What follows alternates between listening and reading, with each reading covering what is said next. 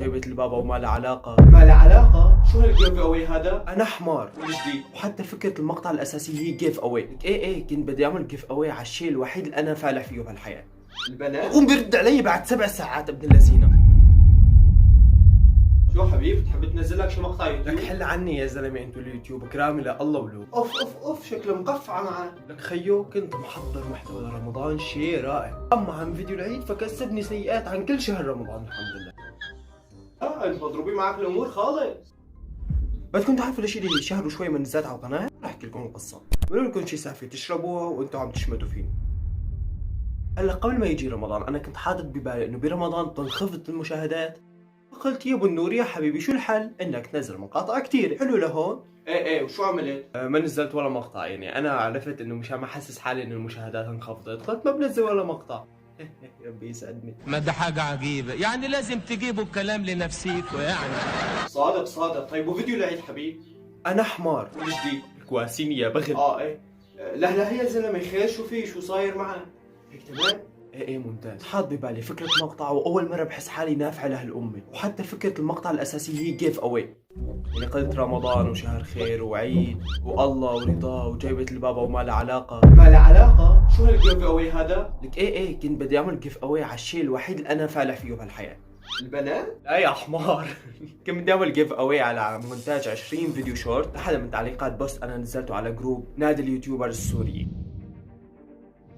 هذا الجروب اللي بيضم كبار وصغار اليوتيوبر السوريين. والله الامور لهون كلها بالرواق، بس لما ضغطت نشر على هذا البوست الله بلش بغضب علي، بلشوا هالعالم يعلقوا. انا كنت مروق والامور كلها تمام، يعني انا بحياتي عامل جيف اويات كثيره تمام. انا عامل جيف اويات على جواهر فري فاير، على شتات ببجي، يعني هي السوالف عرفتوا علي كيف. بس اول واخر مره بعمل جيف اوي بيكون الطرف الرابح بده يقدم لي شيء فيه، او بمعنى اخر اول فائز اخترناه اختاريته معنا عجلة الحظ، يعني حطيت اسماء المعلقين بعجلة الحظ وفقسنا هالدويرة وطلع معنا رابح. ورحت على الماسنجر حكيته للشاب وقلت له انه انت ربحت معنا وكذا ومن هالسوالف.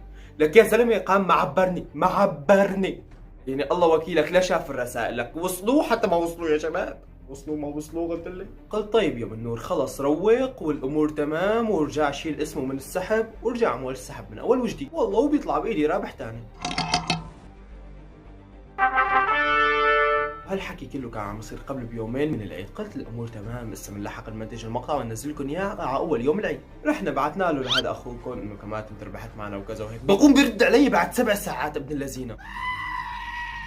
انا رفيقي اذا برد علي بعد 10 دقائق بروح بطق بلوك، رد علي بعد 7 ساعات حقه الشاب. انا شاب غريب ومربح وجائزه كمان، يعني لازم حقه يدلل علي.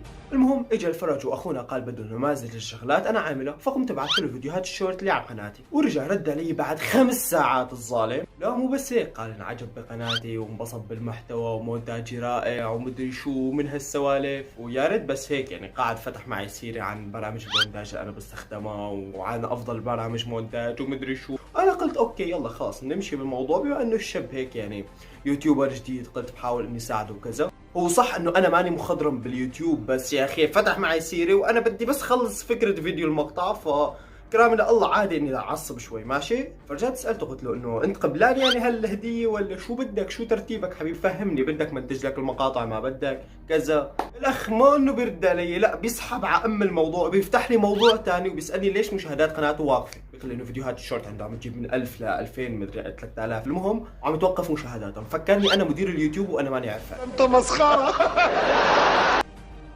لا يا زلمه منيح لك انا سحبت على هالجيف اوي وبس. والله هذا كان السبب المختصر لقطعتي عن القناة وليش ما نزلت حتى فيديو بالعيد. وان شاء الله وقت بدي اعمل جيف اوي ثاني ما يجيني شخص ويجلط قلبي. وعلى فكرة انا كنت مبلش مقطع باليوتيوب وكنت مبلش مونتاج وكذا وهيك، وقلت بين ما يردوا علي كون انا منتجت المقدمة وهود السوالف، بس قدر الله وما شاء فعل. عمي يا زلمه غصه بقلبي، اقسم بالله المقطع غصه بقلبي لاني بلشته بالمونتاج. لا ويا ريت بس هيك كمان كنت كاتب له سيناريو.